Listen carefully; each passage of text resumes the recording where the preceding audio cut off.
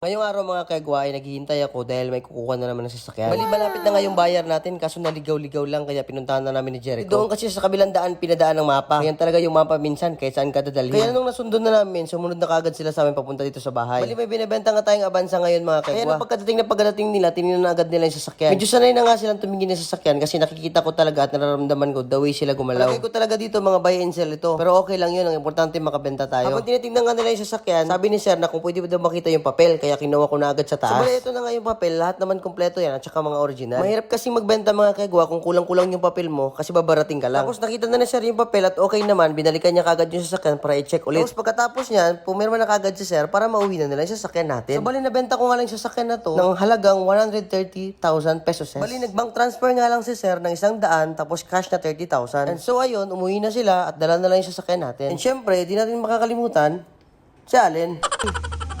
Bye, car!